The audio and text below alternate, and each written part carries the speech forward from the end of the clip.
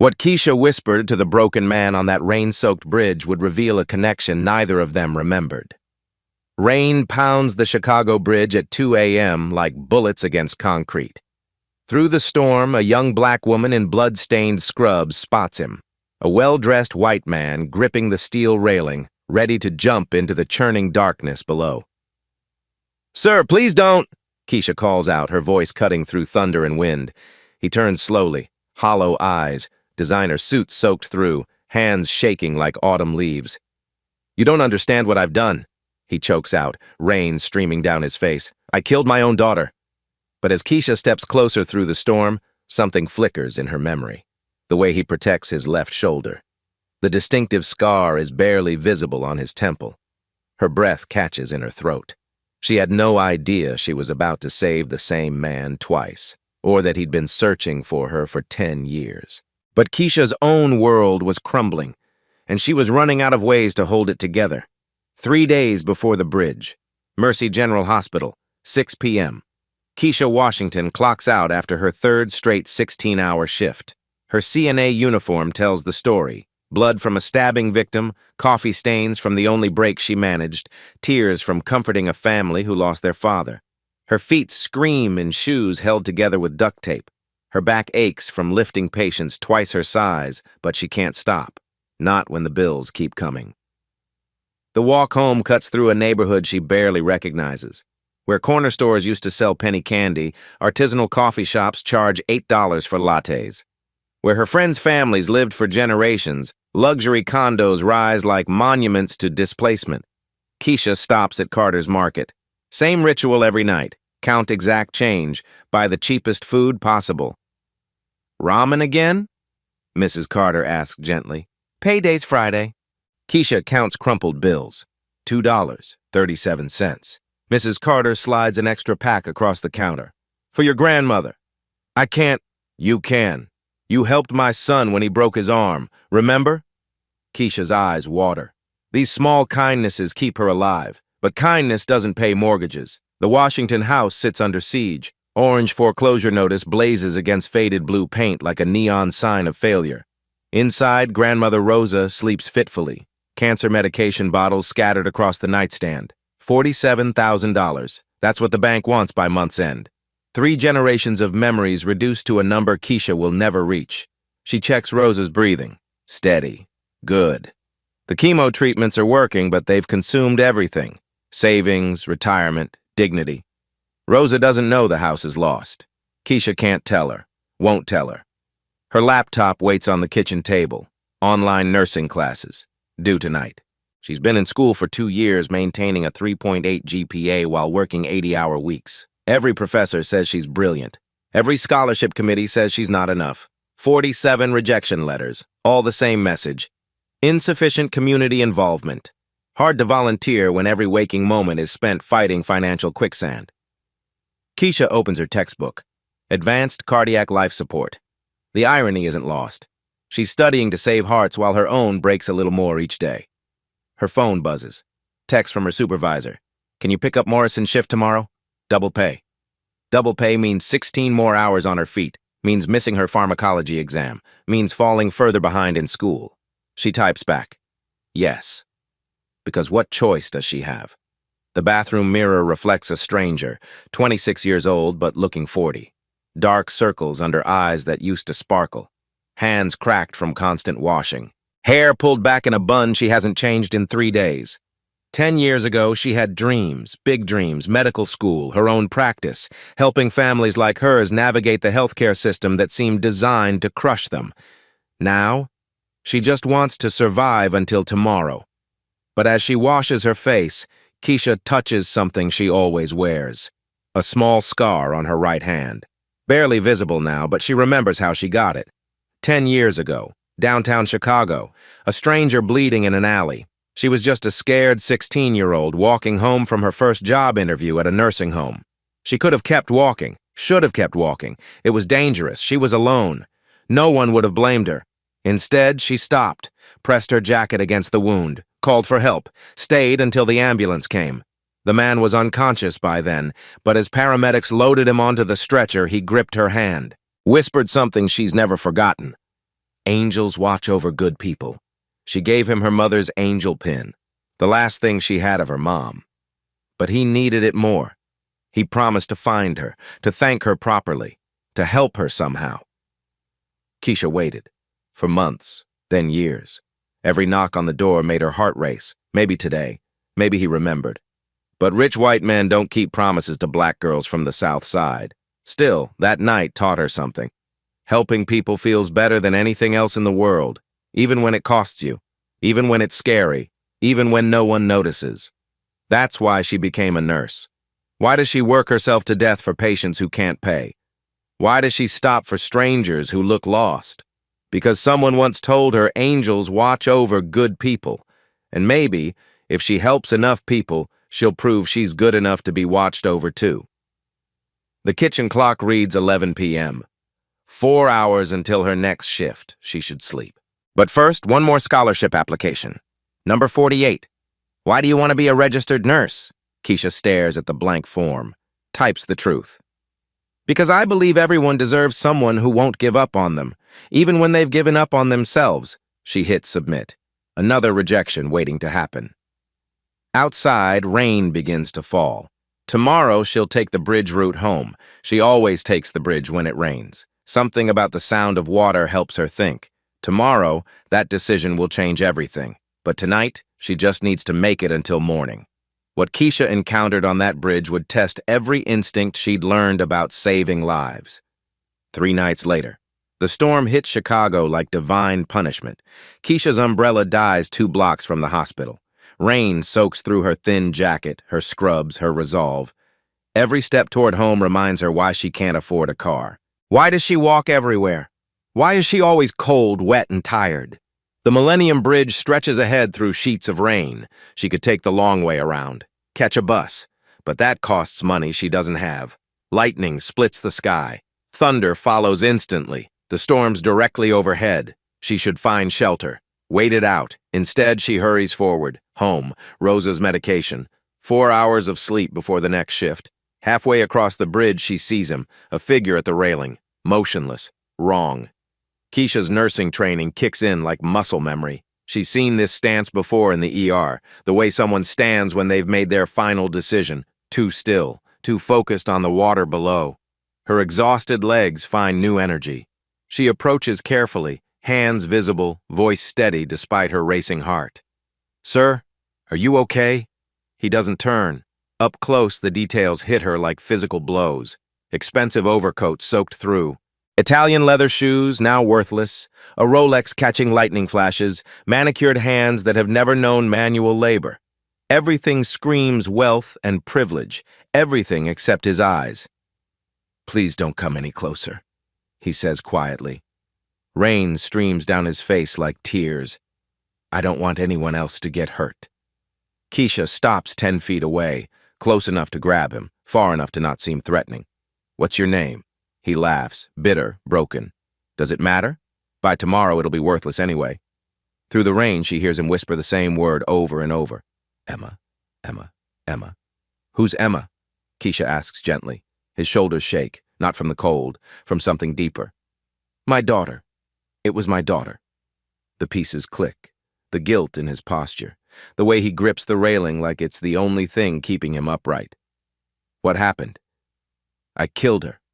The words come out flat, matter of fact, like he's been practicing them.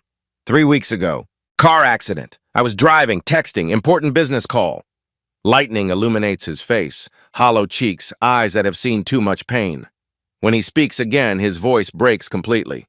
"She was telling me about her school play, Romeo and Juliet. She got the lead, Juliet. She was so excited, and I was talking about quarterly projections." The storm intensifies. Wind gusts threaten to push them both off balance.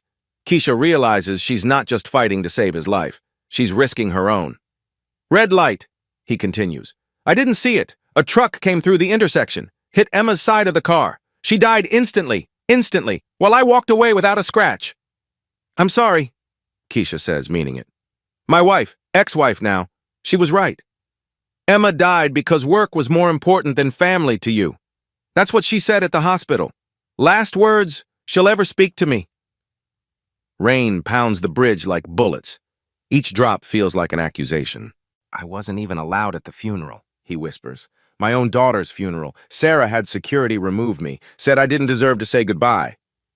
Keisha inches closer. Something about his profile nags at her memory. The way he protects his left shoulder, the scar on his temple, barely visible but distinctive. She's seen that face before, but where? When? I've destroyed everything I touched, he continues. My marriage, my daughter, my company's probably next. Everything turns to poison in my hands. Security lights begin sweeping the bridge. If they're spotted, emergency responders will swarm. This intimate moment will become a circus. What's your name? Keisha asks again. Robert Daniels. The name means nothing to her, but something about the way he stands, the way he favors that shoulder, tugs at memories she can't quite reach. Robert, I'm Keisha, and I need you to listen very carefully. He turns slightly, the first real acknowledgement of her presence. I work in the ER. I've seen parents lose children. I held them while they screamed, while they blamed themselves, while they begged for one more chance to make things right. Lightning strikes close enough to feel the electricity in the air. You want to know what every single one of them would give anything for? What do you still have that they don't? What? Time. You're still here. Emma's not, but you are. And that means you can still honor her memory. You can still make her death mean something. Wind whips across the bridge. The storm's getting worse. How? Robert's voice is barely audible above the thunder. By living the way she would want you to live, with purpose, with attention to what matters. Don't waste the gift she can never have again. For the first time, his grip on the railing loosens slightly. But the storm's just getting started. What Keisha said next came from her own deepest pain, and it would change everything. The storm reaches its fury. Wind howls across the bridge like a living thing. Robert's expensive coat whips around him as he stares into the churning water below. You don't understand, he shouts over the thunder. I'm a monster! I killed my own child because I couldn't put down my phone for 5 minutes. Keisha steps into the storm's teeth. Rain slams into her face, but she doesn't flinch. I understand more than you know. She moves closer, one careful step, then another. I told you I work in the ER. What I didn't tell you is why I became a nurse. Lightning splits the sky. In the flash, Robert sees her clearly, young, exhausted, soaked to the bone. Everything about her screams poverty and struggle, yet here she stands in a dangerous storm, trying to save a stranger. When I was 16, my mama had a heart attack. Suddenly. No warning. Keisha's voice cuts through wind and rain. I was supposed to be home that night. Always came straight home from work, but my boss offered me overtime. Extra 4 hours, $28. She's close enough now to see the pain etched in Robert's face. $28 felt like a fortune to us. So I stayed, cleaned offices until midnight while Mama collapsed alone in our kitchen.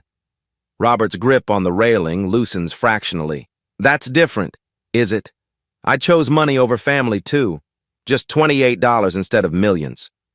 Rain streams down both their faces. Thunder crashes overhead. When I got home, she was already gone, cold. The paramedics said if someone had called 911 even an hour earlier, Keisha's voice breaks.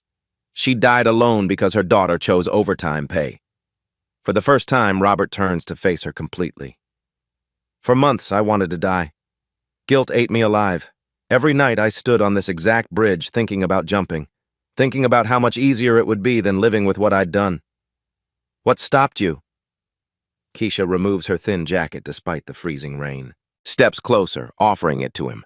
You're shivering. Hypothermia makes everything worse.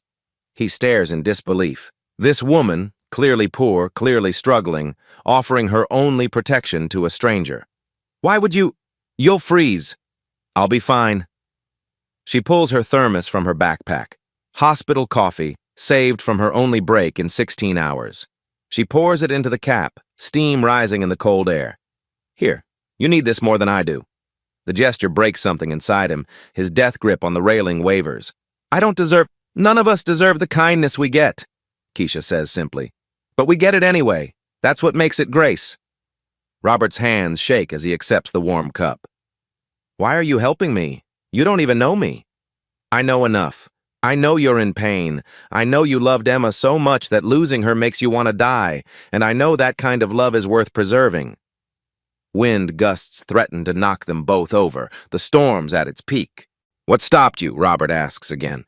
On this bridge, what made you choose to live? A stranger. Keisha's voice grows soft.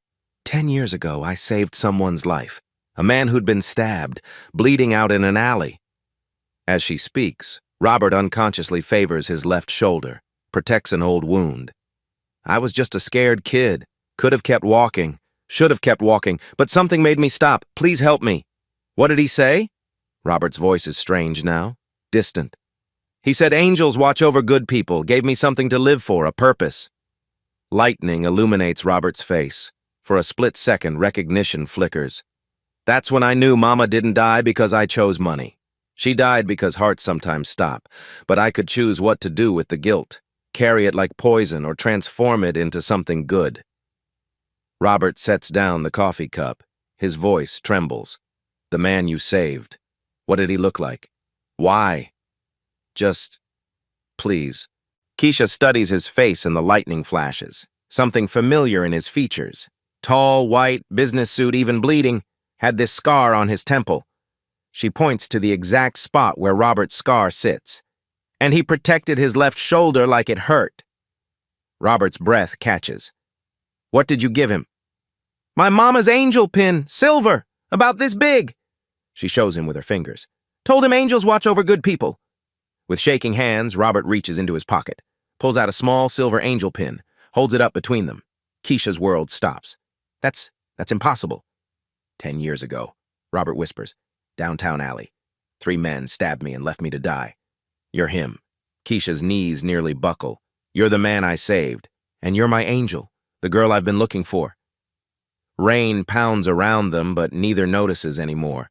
I searched for you, Robert says urgently. Hired investigators, checked every hospital record. You just disappeared. We moved 6 months later. The landlord raised the rent. I've carried this pin every day for 10 years, every single day. It's been my reminder that good people exist, that someone cared enough to save a stranger.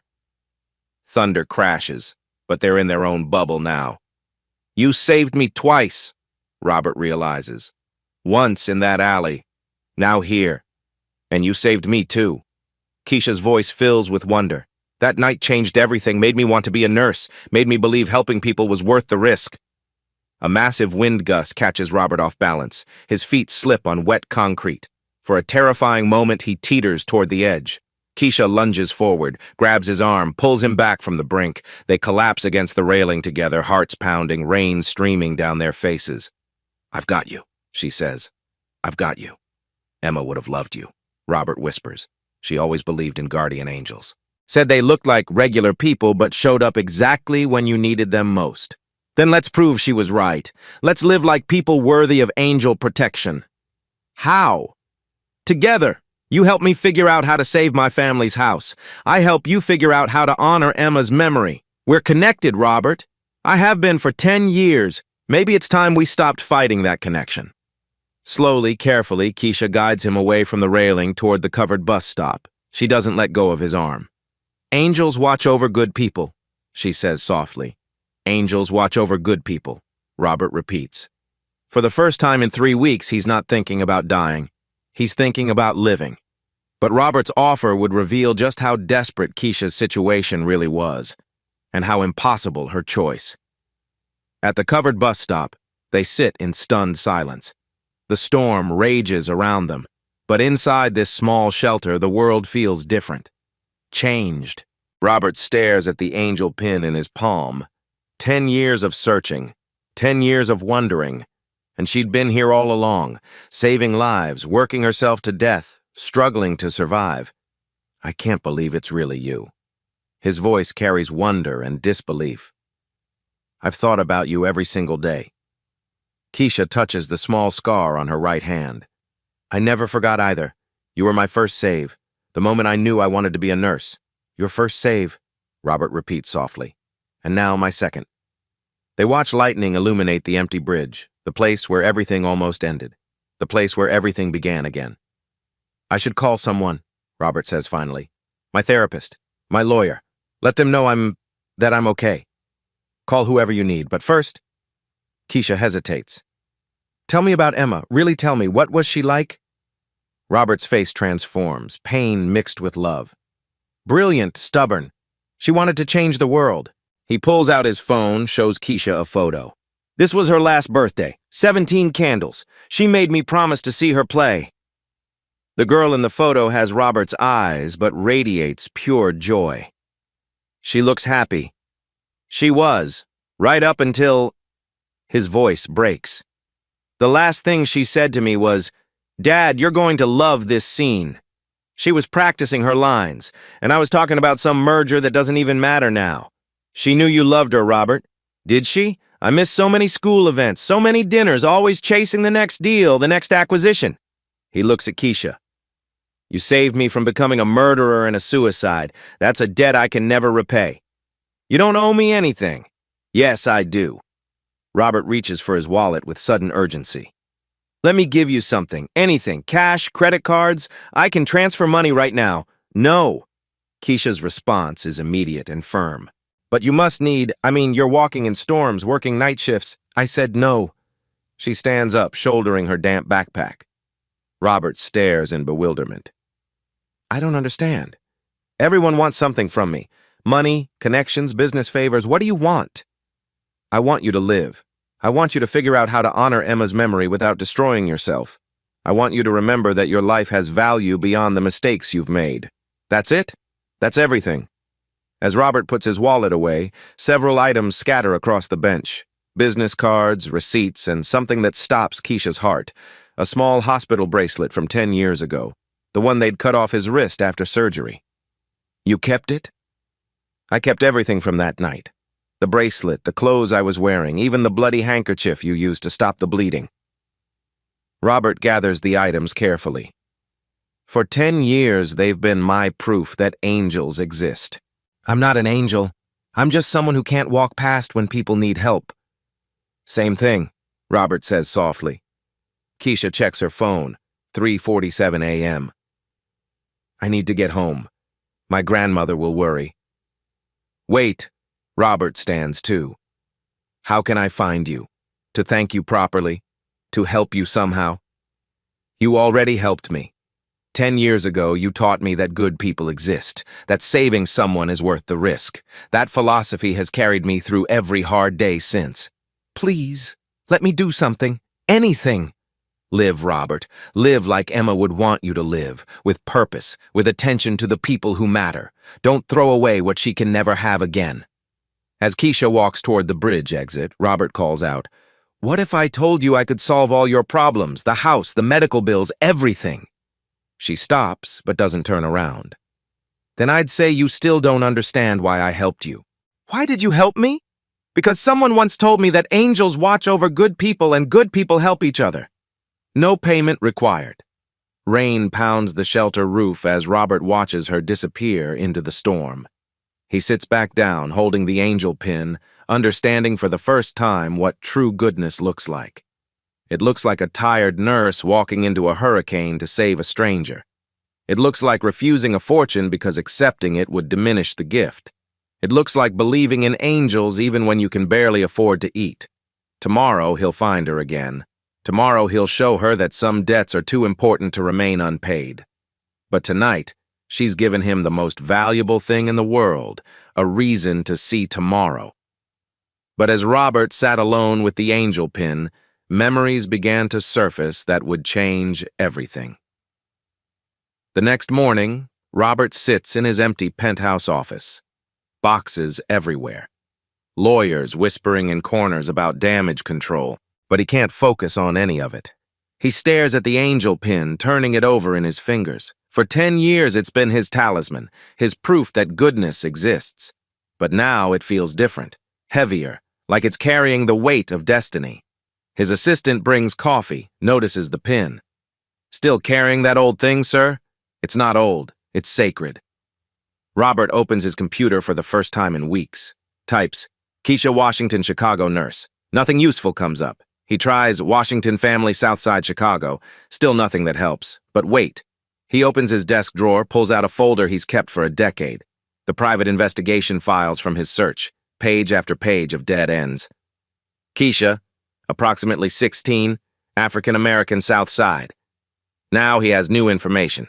She's 26 now, works at Mercy General, lives somewhere that walking to the bridge makes sense. His fingers shake as he pulls out the hospital records from that night 10 years ago. There, buried in the emergency contact information, an address. Patient emergency contact called from 1247 West 47th Street. Robert's heart pounds.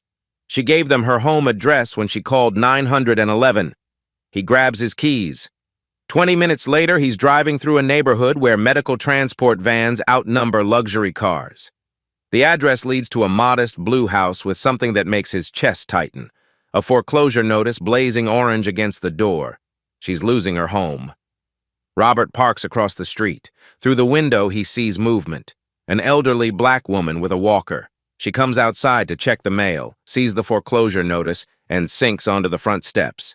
Everything clicks into place. The woman he saved twice is losing everything. While he sits in his penthouse, drowning in guilt and self-pity, his angel is fighting to keep her family together. Robert remembers something else from that night 10 years ago. The paramedic mentioned that the girl who called 911 had refused to give her full name. Said she didn't want any trouble, just wanted to make sure the man lived. No wonder he couldn't find her. She'd protected her identity, even while saving his life. His phone buzzes. Text from his lawyer. Board meeting moved to tomorrow. They want to discuss your mental state. Robert deletes the message. For the first time in 3 weeks, he has clarity. Purpose. He's going to save Keisha Washington the way she saved him. Twice. But first, he needs to understand exactly what he's dealing with. How bad are the medical bills? How much does she owe? What would it take to give her the life she deserves? Robert starts making calls. By sunset, he'll know everything about Keisha's situation. By tomorrow, he'll have a plan to change her life forever. She saved him twice. Now it's his turn. When Robert arrived at the address, he discovered a truth that would shatter everything he thought he knew about chance encounters. The next afternoon, Robert sits outside 1247 West 47th Street in his Mercedes, heart hammering against his ribs. He's spent the morning gathering intelligence. Hospital records, property documents, credit reports, everything he needs to understand Keisha's situation. The numbers are devastating. $47,000 owed to the bank, $63,000 in medical debt. Student loans approaching 6 figures. A woman working 80 hours a week who can't afford to buy groceries. But it's not the money that brought him here. It's certain that she's the same girl who saved him 10 years ago. The same angel he's been searching for. Now he just needs to prove it. An elderly black woman emerges from the house, moving slowly with a walker. Robert's breath catches. He recognizes her. Same worried eyes, same protective posture. She was in the hospital waiting room that night, pacing frantically while surgeons stitched him back together. This is the moment of truth. Robert gets out of his car. "Excuse me, ma'am." The woman, Rosa Washington, according to his research, looks up suspiciously. "Can I help you? Are you Keisha Washington's grandmother?" Her suspicion deepens. "Who's asking?" "My name is Robert Daniels. 10 years ago, your granddaughter saved my life. And 3 nights ago, she saved it again." Rosa's eyes widened with sudden recognition. She grabs her walker for support. "Sweet Jesus, you're the man from the alley.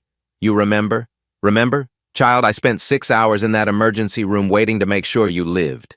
Keisha was covered in your blood, scared out of her mind, but she wouldn't leave until the doctor said you were okay." Robert's throat tightens. "I tried to find her. I hired investigators. We moved." Rosa's voice carries old pain. "The landlord doubled the rent 2 months after that happened. Keisha always wondered if that's why you never came back. Broke her heart thinking you forgot about her." "I never forgot, not for a single day." Rosa studies his face carefully. "You look different. Older. Sadder." "I lost my daughter 3 weeks ago. Car accident. I was going to jump off the Millennium Bridge when Keisha found me. And she talked you down. She saved me. Again, without knowing who I was." Rosa sets down her walker and really looks at Robert. "So you know she's been waiting for you." "Waiting. Every year on the anniversary, she writes you a letter. Never mails them, but she writes them. telling you about nursing school, about her dreams, about how that night changed her life. Robert feels like he's been punched. She still writes to me? Come inside, Rosa says quietly. There's something you need to see. The Washington house is small but immaculate. Medical equipment in one corner, oxygen tank, wheelchair, pill organizer, photos everywhere of Keisha at different ages.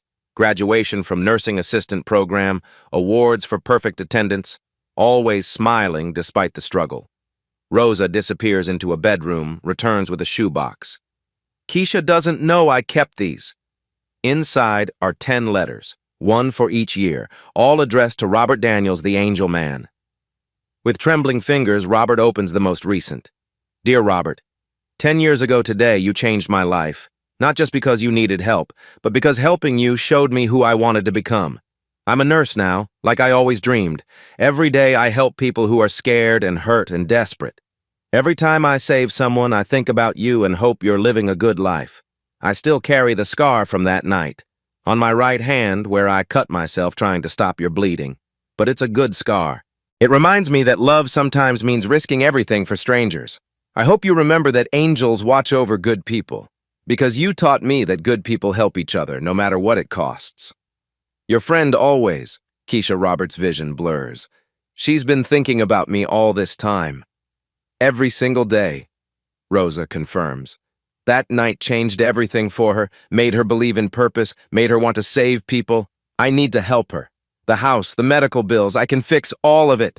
Rosa's expression grows cautious. Why would you do that? Because she saved my life twice. Because she's exactly the kind of person who deserves good things to happen to her. Because, Robert's voice breaks. Because my daughter died believing in guardian angels, and Keisha is proof that Emma was right. What did you have in mind? Robert pulls out a folder of documents. I run a crisis intervention foundation. We help people in desperate situations, financial, medical, emotional. I want to hire Keisha to lead our field operations. Charity? No. A job. A real job that pays what she's worth. Someone who can talk suicidal billionaires off bridges, who saves strangers without thinking about the cost. That's exactly what people in crisis need. Rosa opens the folder, scans the job description and salary figures. Her eyes widen. This is more money than she's ever dreamed of. It's not enough. It'll never be enough to repay what she's given me. But it's a start. There's something else you should know, Rosa says quietly. Something that makes this even more, I don't know what to call it. Destiny? What? That night 10 years ago? Keisha almost didn't take that route home. She usually took the bus, but her boss had paid her in cash, first time ever, and she was so excited about having money for nursing books that she decided to walk. I wanted to stop at the bookstore. Robert's blood runs cold. If she'd taken the bus, you'd have died in that alley, and my granddaughter would never have found her calling. The weight of it hits him. Every choice, every moment, every decision led to this. Emma's death brought him to that bridge. Keisha's kindness saved him there. Their connection spans a decade of mutual salvation.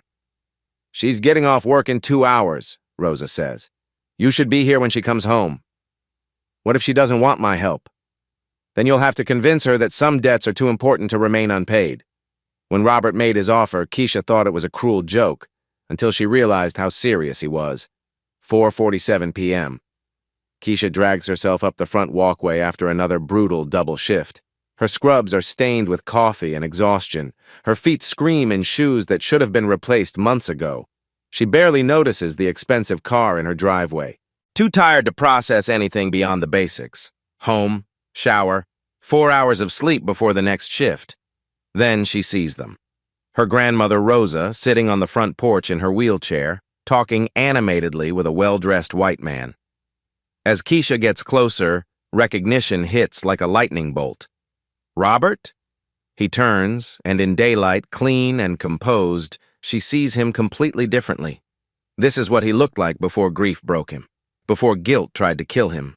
But there's something else, something familiar about his features that goes deeper than 3 nights ago. Hello, Keisha. How did you find my house? Robert reaches into his pocket and pulls out something that makes her world stop spinning. A small silver angel pin, her mother's pin. You gave this to me 10 years ago, in an alley downtown, when you were 16 and I was bleeding to death from stab wounds. The memories crash over her like a physical force. The scared businessman. The pool of blood. Her hands were shaking as she called 911, pressing her mother's angel pin into his palm as paramedics loaded him onto the stretcher. Oh my God! Keisha's knees buckle. She grabs the porch railing for support. It was you. You saved my life twice, Keisha, and I've been looking for you for 10 years. She sinks onto the porch steps, overwhelmed. This can't be real. Your grandmother's been showing me your letters every year, the ones you wrote to the angel man. Tears stream down Keisha's face. I thought you forgot about me. I waited so long. I never stopped searching, never stopped carrying this. He holds up the angel pin. You were my proof that good people exist, that someone cared enough to save a stranger. Why are you here now? Robert sits beside her, careful to maintain respectful distance. Because I owe you a debt I can never fully repay, but I want to try. He pulls out a folder of official documents. I run the Daniels Crisis Intervention Foundation. We help people in desperate situations, financial, medical, emotional, people like the man you saved on that bridge 3 nights ago. Keisha stares at him in confusion. I don't understand. I'm offering you a job. Director of Crisis Response, starting salary $75,000 annually, full health benefits that will cover your grandmother's treatments, plus a signing bonus. What kind of signing bonus? Robert hands her a check. Keisha looks at the amount and nearly faints. $50,000, enough to pay off this house and give you a fresh start. You're insane. I'm completely serious. But there's more. Robert pulls out additional documents. Full tuition coverage for any nursing program you choose, Johns Hopkins, Northwestern, anywhere, plus housing allowance and education stipend. Keisha shakes her head violently. This is too much. People don't just give away this kind of money. They do when someone saves their life twice. I don't have business experience. You have something more valuable than any degree or certification. Robert interrupts. You have the instinct to save people, even when it costs you everything. You talked a suicidal billionaire off a bridge. You bled your own blood trying to save a stranger in an alley. That's exactly what people in crisis need. He shows her the foundation's work, testimonials from people they've saved, statistics on lives changed, photos of families reunited. These are the people who need someone like you, someone who understands what desperation feels like, someone who never gives up hope, even when they're drowning. Why would you trust me with this? Because 3 nights ago, you could have walked past a broken man on a bridge. Instead, you risked your life to save his. You refused money, refused recognition, refused everything except the knowledge that you'd helped someone. Robert's voice grows emotional. Because 10 years ago, a 16-year-old girl could have ignored a bleeding stranger in a dangerous alley. Instead, she gave him her most precious possession and taught him that angels exist. Keisha looks at the paperwork, at the impossible numbers, at her grandmother's hopeful face. What would I actually do? Lead a team of crisis responders. Train them to handle situations like suicide attempts, domestic violence, medical emergencies where people can't afford help. Be the voice of hope for people who've lost everything. This isn't charity, Keisha. This is justice. You've been doing this work your whole life, saving people, helping strangers, putting others before yourself. It's time someone gave you the resources and recognition you deserve. The offer is overwhelming. Financial security, purpose, the ability to help others professionally while saving her own family. There's one more thing, Robert says quietly. He pulls out a final document. I want to establish a scholarship program in your mother's name, the Angela Washington Memorial Fund for students pursuing careers in emergency medicine. Keisha begins to cry. How do you know my mother's name? You told me about her that night 10 years ago. How she taught you to help people. How she wore an angel pin because she believed good people had guardian angels. Robert holds up the pin she gave him. She was right. When would I start? Tomorrow if you want. We have an office ready, a team to train, and crisis calls coming in every day. Keisha stares at the business card Robert hands her. Keisha Washington, Director of Crisis Response, Daniels Foundation. I had these made after reading your letters. I knew then that finding you wasn't just about thanking you. It was about completing something that started 10 years ago. Through her tears, Keisha looks at her grandmother's relieved face, at the foreclosure notice that will soon come down, at the chance to transform her life while helping countless others. Say yes, Robert whispers. Let me help you the way you helped me. Yes, God, yes. But what happened next proved that one bridge conversation could create ripples across thousands of lives. 6 months later, the transformation is undeniable. The Daniels Crisis Intervention Foundation operates from a renovated community center in Keisha's old neighborhood. Not a sterile corporate office, but a warm space where desperate people feel welcome. The lobby displays photos of successful interventions, and in the center, a memorial wall for Emma Daniels, in memory of a girl who believed in guardian angels. Keisha Washington stands before a team of 12 crisis responders, reviewing the day's cases. Her exhausted desperation has transformed into purposeful energy. The foreclosure notice has been replaced by a small plaque. The Washington family home, preserved by love. Remember, she tells her team, we don't just prevent immediate harm. We address root causes. We give people hope and tools to rebuild. The numbers tell the story. 847 crisis interventions with a 94% success rate, 23 suicide attempts prevented, 156 families kept in their homes through emergency financial assistance, 67 domestic violence victims safely relocated, 12 new crisis response centers opened across the Midwest. Media coverage crescendos. CNN runs a special segment, Former Night Shift Nurse Revolutionizes Crisis Response. Chicago Tribune features a front-page story. The Woman Who Saves Lives Twice, Keisha Washington's Journey from Poverty to Purpose. 60 Minutes airs a segment called Angels in Crisis, featuring Keisha and Robert's story. The video goes viral, 15 million views in 3 days. Real people, real transformations. Maria Santos, 34, mother of 3, sits in the foundation's conference room. I was about to lose my house after my husband's accident. Keisha didn't just pay our mortgage. She helped me get trained as a crisis counselor. Now I help other families like mine. David Carter, 18, suicide survivor turned Northwestern freshman, speaks at a high school assembly. When I called the crisis line, Keisha talked to me for 3 hours. She saved my life. Now I'm studying social work because I want to be like her. Dr. Jennifer Kim, pediatric psychiatrist, testifies before Congress. The Washington model should be the standard for all crisis response. They've reduced repeat emergency calls by 78% in communities where they operate. The ripple effect spreads nationally. Other foundations adopt the Washington model of crisis response. Medical schools add crisis intervention to their curricula. Police departments request joint training programs. Congress considers legislation requiring crisis response training for all first responders. International recognition arrives. The United Nations honors the foundation as a model for crisis response. Keisha receives the Presidential Medal for Outstanding Public Service. Harvard Business School creates a case study, Crisis Leadership in Nonprofit Organizations.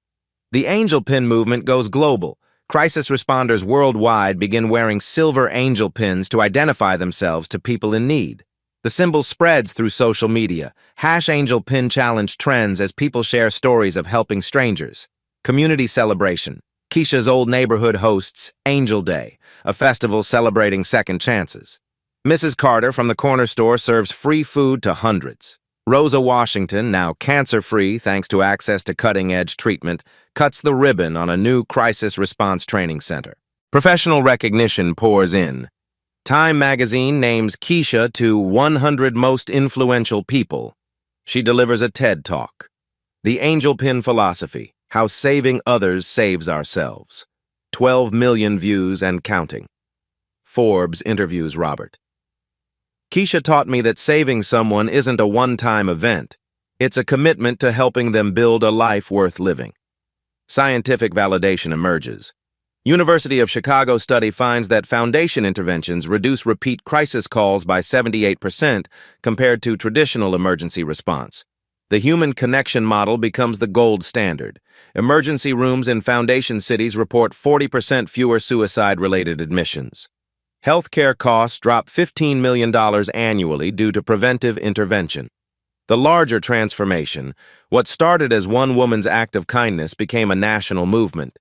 Crisis response that once relied solely on police and emergency rooms now includes trained peer counselors and community advocates. 230 new jobs created in the crisis response field. 1,200 volunteers trained using Keisha's methods. 50% reduction in suicide rates in communities with foundation programs. Full circle moment. At the 18-month anniversary celebration, Keisha addresses 3,000 people. Families they've helped, staff they've trained, politicians they've influenced. Robert sits in the front row wearing his angel pin. 18 months ago, I was counting coins for ramen while working myself to death. Tonight, I stand before you to prove that when we choose to help each other, miracles become ordinary. The camera pans across transformed faces. People alive because of crisis intervention. Families stable because of emergency assistance. Communities safer because someone decided every life is worth saving. Sophia Martinez, 20, former crisis caller turned foundation volunteer, speaks last. Keisha showed me that angels don't have wings. They have courage. They have compassion. And they show up exactly when you need them most. One bridge conversation changed everything, but the most profound moment was yet to come, one that would show the true meaning of what they'd built together.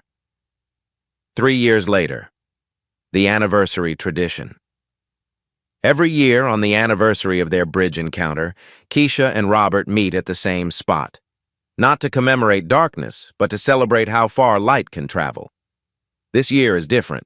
They're joined by 47 people whose lives were saved through their crisis intervention program. Among them stands Sophia Martinez, 20, who called the crisis line 3 years ago on the verge of suicide after family rejection. Today, she's a junior at Northwestern, training to become a crisis counselor. Keisha talked me through the worst night of my life. Now I want to be that voice for someone else. The tradition has evolved.